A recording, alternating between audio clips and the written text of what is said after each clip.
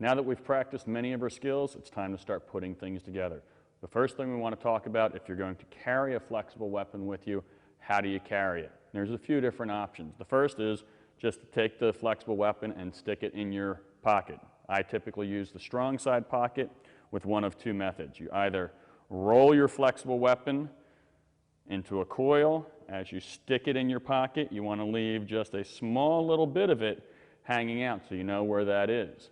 When you need it, it's reach in, out, and you start your warding cycle. The other option with the pocket carry is to fold it over on itself. Both of them work quite effectively. It's just a matter of choice. Again, it's in the pocket. You leave just a little bit of your flexible weapon out. When you need it, deploy, and you're ready to strike. The nice thing about this could very easily be a dog leash, jump rope for your own personal exercise. There's lots of options that you have for carrying your flexible weapon in your pocket. We also have the option with rope in particular of dropping it down the pant leg. In this case, I've taken the flexible weapon, a rope, I've folded it in half, I run it down the pant leg on the inside of the thigh, I take the ears or the ends, fold them over, and tuck them behind my belt so they're not real obtrusive. When I need it, it's just insert a finger down, it's up, you're ready to start work. Should you carry something such as a neck whip, it's just a matter of reaching under your collar, pull, it comes out in one motion, and once again, you're ready to work. What makes the neck whip work, you pass one end through the eye, and you double back on itself and go through the eye again from the opposite direction. The final thing we'll talk about is utilizing your own belt and getting that deployed. Depending on the type of belt you may have a fastening belt such as this. You need to practice getting that open, free, change hands. Once the buckle is free, it's out and ready to go. Do your first strike that way, then switch it up. You want to be able to also use the end of the belt, in this case the buckle, to do your strikes with. Now that we've talked about how to carry and deploy your flexible weapon, let's put the entire combat sequence together. And that sequence is deploy, ward, strike, block, snare, and immobilize. And basically what you're going to do, wherever you're carrying your flexible weapon, first you have to get it out. Then your ward shot. Your ward shot goes right across their eye line.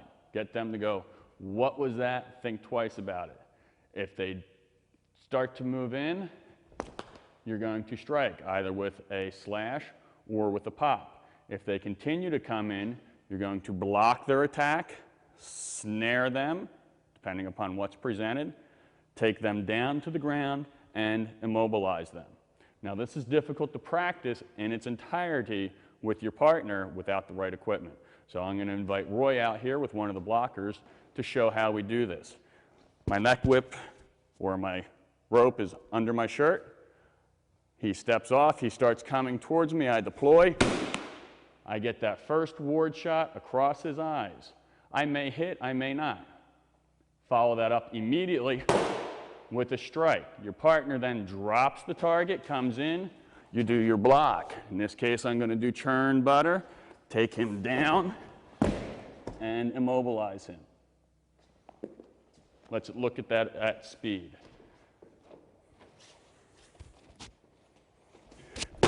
Ward, strike,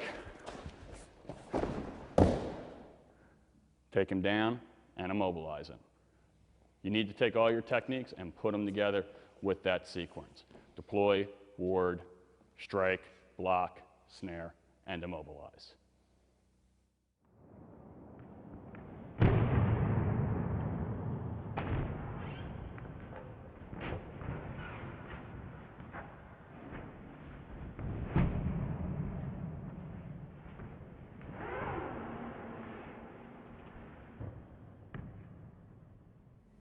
Now that we've worked on putting all the pieces together, we need to talk about the realities that your plans might not go exactly according to the way you wanted them.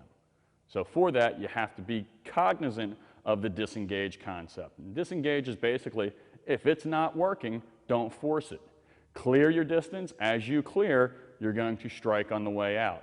In order to practice that safely with my partner, where he's going to attack me with one hand, he's going to have a blocker in the other. He'll present this as soon as I start to disengage. So as Roy attacks, I start working my technique. It doesn't work. I disengage. He presents the target. I can get very aggressive with that target, practicing that step back, and as you step back, make sure that that strike is coming out immediately afterwards. You want a clear distance. Give them something to think about as you're leaving. You have a weapon of superior reach. Use that to your advantage.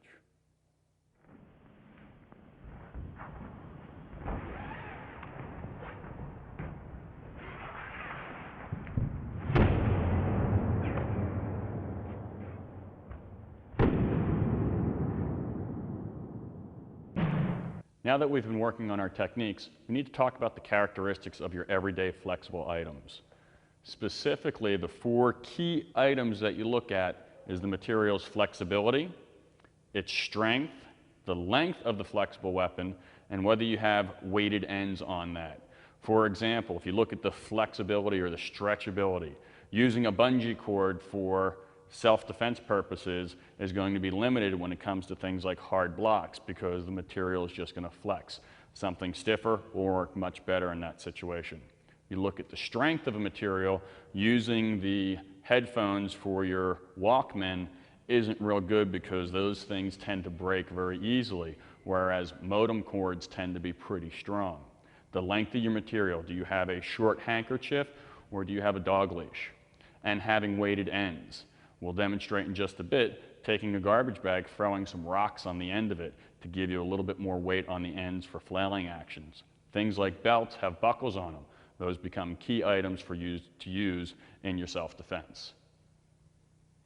The first item we're going to talk about is the belt. We mentioned it earlier, being able to deploy it quickly, out, here, change, it's out. You can slap with the end, pop with the end, strike with the end. If I switch and move to the other end now, it tends to work faster because you've got that weighted buckle on the end. A simple thing like that doesn't look like much, but when it's accelerated at the end of your flexible weapon, it's going to do a lot of damage. So understand that characteristic of the tool that you're using. The next item we're going to talk about is a bandana. Simple bandana. Nothing fancy about it. With the bandana, some of the things that you can consider is tying quarters into the end, putting sand in the end, or simply tying small knots into the end. A little bit of weight on the end of the bandana gives you a lot of authority when you practice your popping techniques. One of the other nice things about large pieces of cloth is you can use them as masks. I'm going to invite Roy to come out. We look at that giddy-up horsey technique again.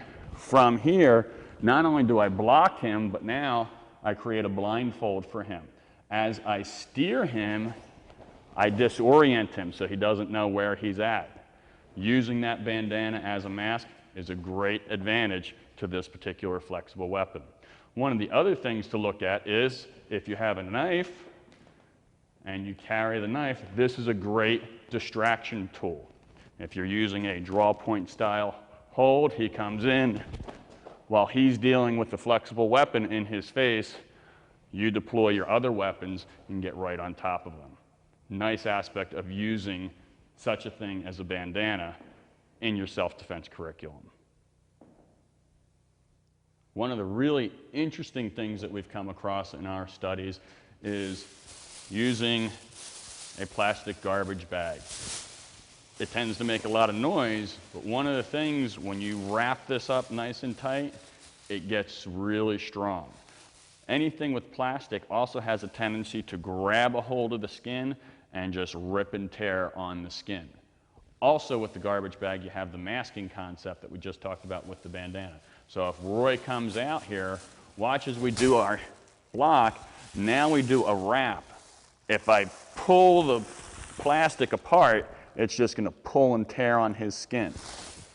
I can also, as I said, use it as a mask. Here, not only am I obstructing his vision, I'm now smothering him, creating a nice seal across his mouth and his nose to smother him as I bring him down. You can also take your garbage bag, put a little bit of weight in the end of it.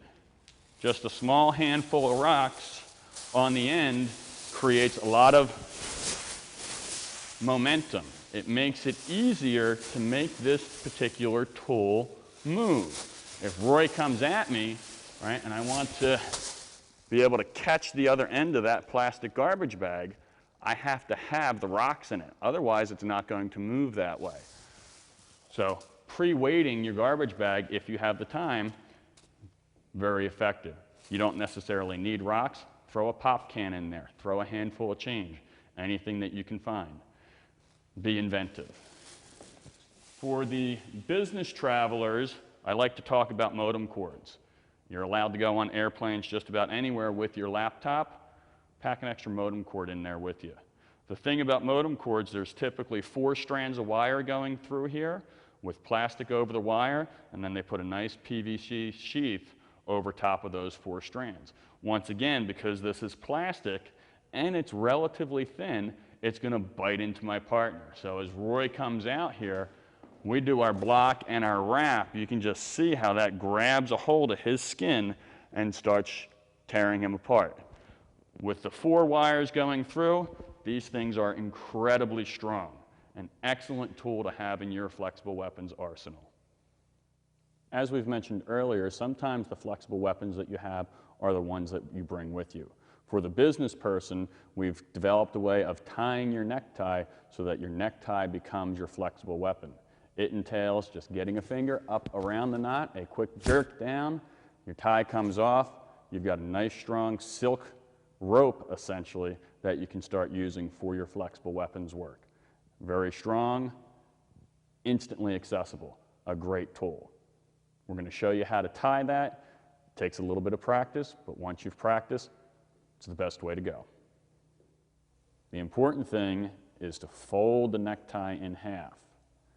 Give it a few spins with your finger, then it goes up and around. Instead of having the piece dangling down in front, we've got it spun up and around behind their neck.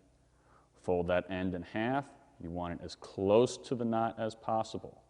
Then you can use whatever style of knot that you like to use with your necktie. With a little bit of practice, this becomes very easy to do. You'll have a flexible weapon at your hands anytime that you need it. Quick and easy to deploy. Nobody will know that you have it.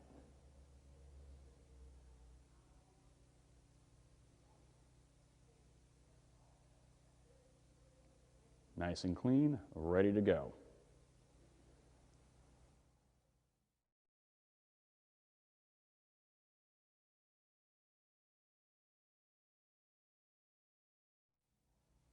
Then you can reach up with that one finger, hook it over the knot, bang, you've got your flexible weapon.